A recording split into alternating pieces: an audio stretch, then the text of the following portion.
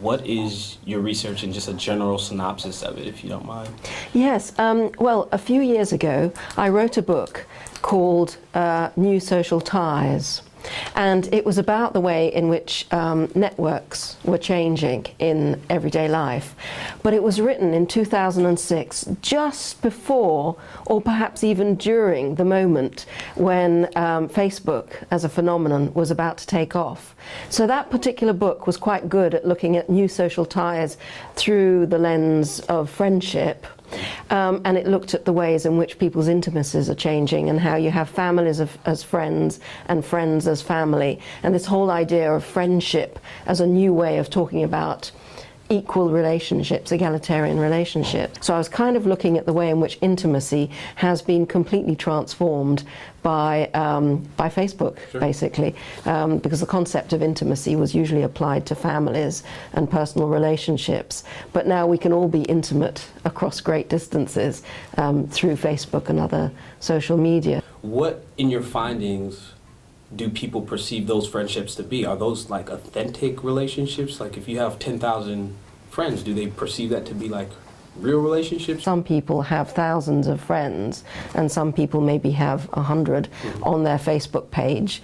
And then the other thing that intrigued me was when Facebook became a private company and went on the market to sell its shares, it was boasting that it hosted 126 billion friendships. Facebook boasted that it hosts 126 billion friendships. I mean, that was a couple of years ago, so it's even more now. And most of us were quite puzzled as to what on earth is meant by hosting 125 or 126 billion friendships. What are these friendships, and how are they hosting them exactly? So of course that was quite intriguing, but it was also really bizarre. And then when you look at the number of friendships various different people have, you start to realize there's a massive discrepancy, and some go on into the hundreds and hundreds. So it raised all sorts of questions as to what friendship means, and whether friendship as a concept is changing today because of the way in which it's being used on Facebook. And you only have to look at the concept that's used on Twitter. It's a completely different name. It's followers. So you get this idea that there's a leader, right, and that there are followers, and that's really strange as well. So I wanted to defamiliarize it, look at it as something strange, in order to then analyze what was special and distinctive about this concept of friendship and whether it was changing. And there's this guy called Dunbar, who's I think he's a behavioral psychologist, who's done some research on how many true friends you can have and handle, at any one time. And there's only a limited number of friends that anyone is capable of managing at one time, because this is about the management of friendship, right, kind of like online. And it's quite clear that most of us are incapable of managing more than about 100, maybe he said the maximum would be about 120 friendships we are capable of managing online. And the reason why he suggests that is because in his more kind of psychological research, he's discovered that in the old days, villages were only made up of about 120 kind of people. Sure. And even soldiers in a grouping, what's the word, a battalion or whatever, there's only around sort of 100, and we can only kind of really relate to around 100 people. After that, we forget their names, we don't know who they are, they become anonymous. And so likewise online, if you go anything over about 100, then you're doing something quite strategic. What you're doing is displaying and showing off some aspect of your own identity, which is the fact that you have either a very large group of friends, or that the quality of those friendships is really kind of special. And so that leads into all sorts of questions about the ways in which people are managing their online friendships, sure, and managing the presentation of the self, and the way in which social media is transforming young people's experiences today compared to the experiences that my generation had when we grew up. And it seems as if this digital media mode of communication is absolutely perfect for starting up friendships and starting up new relationships. It's perfect for that purpose, particularly with people that you kind of know at school and you've seen and you like the look of, and you might want to continue the relationship online as well as having met them offline as well. And then you continue it afterwards offline later on too. But the thing about young people is, of course, their relationships are quite flexible and fluctuating and changing all the time. And so what was discovered in much of the research that I reviewed and looked at, and the young people I spoke to, is that people are very nervous about the way that they break up with people and the way in which they defriend people as well. And I think when young people, as they're growing up and as they're sort of exploring their way through the various different norms that are available to them, the different customs available to them online, they're making some quite serious, unpleasant mistakes with each other.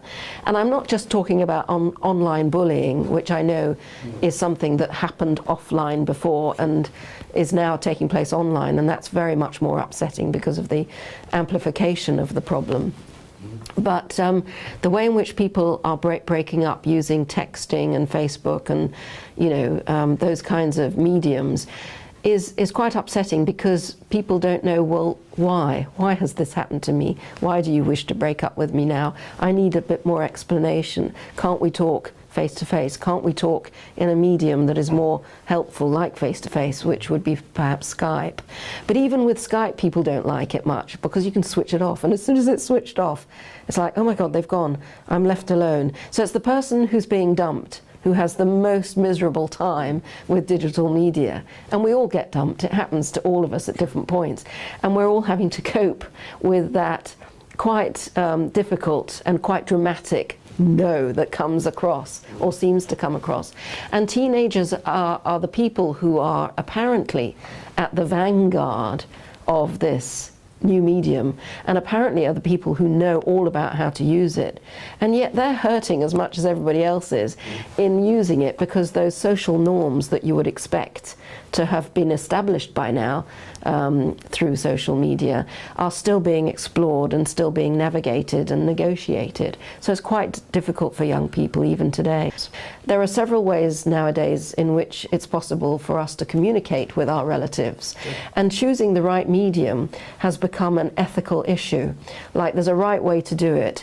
You wouldn't just send a text to your grandmother who's reached the age of 100. You would have to send that grandmother a special card, a special present, and phone them up as equivalent of a face-to-face communication, or Skype them. The telephone, the old-fashioned landline telephone, still holds tremendous power, and it's now a privileged kind of form of communication, which you only hold those conversations with your closest intimates, maybe your mum and dad, maybe your grandparents if you're close to them. So that landline telephone thing is not what you use with people who are more casual kinds of relationships. So different mediums have different meaning in terms of how you communicate with them. On the other hand, of course, the text message is absolutely superb, both just for contacting and saying, I'm going to meet you here or I shall meet you there. But it's also lovely to receive a text message saying, I love you deeply. And some people try to keep those because it's so meaningful. But really, you wouldn't, hold the most profound kind of and meaningful loving relationship just through text messages. It would probably gravitate onto a different set of mediums. Initially, I thought it was kind of harder to have to be rejected.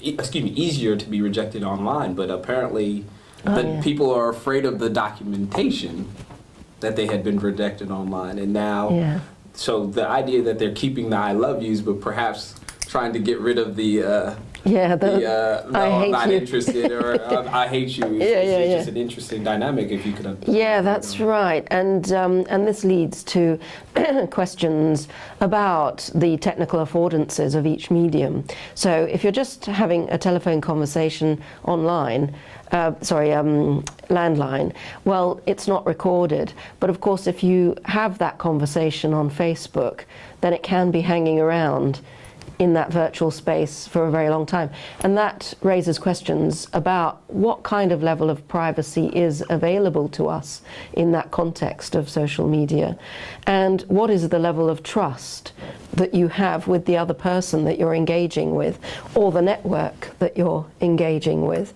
And of course it's a public medium which is being used for private conversations.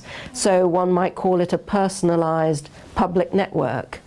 And it's that discrepancy between the public and the private, between the personal and the public, that is so difficult for young people to negotiate, and older people as well. We all make mistakes about how much information we divulge about ourselves, and we're all having to relearn as we go along.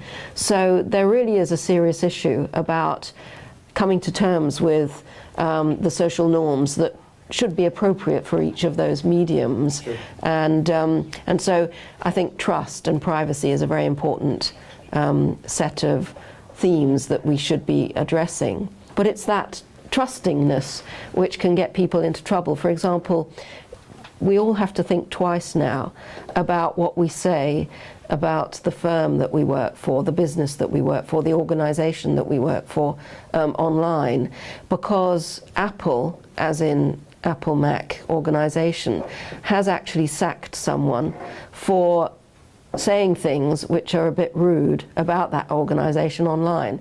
People are losing their jobs if they're saying something about the company that they work for online. And that causes all sorts of problems about, well, hold on a minute, if I was to go down to the pub and talk at the bar of the pub about my employer, nobody would really mind. So why do they mind on Facebook? Sure. And it's because it's public.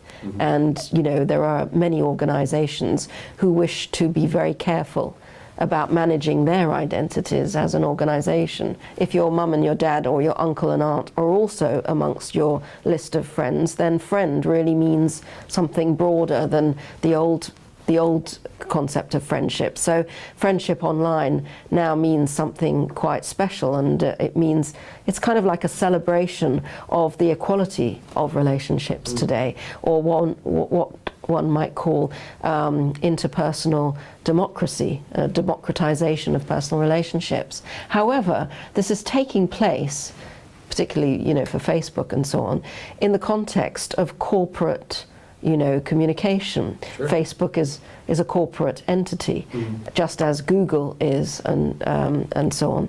So that means that that organization has ownership of, you know, your photographs, your thoughts that you're putting online, and it has control over your activities online. So you have to be very careful what it is that you're uploading in terms of images and so on. Sure. Because the small print tells you that they have much more control over these things than we really believe. There are wonderful things that happen on Facebook. It's a terrific medium, but also it's got that murky side to it too. And I say murky because as yet it's quite a dark side, in the sense that we're not entirely sure what's going on underneath in terms of those algorithms and how much they are finding out about us. Sure. And how they're going to use that information in the future. So, you know, we have to be careful about those ethical issues, which is why privacy and trust become so incredibly important.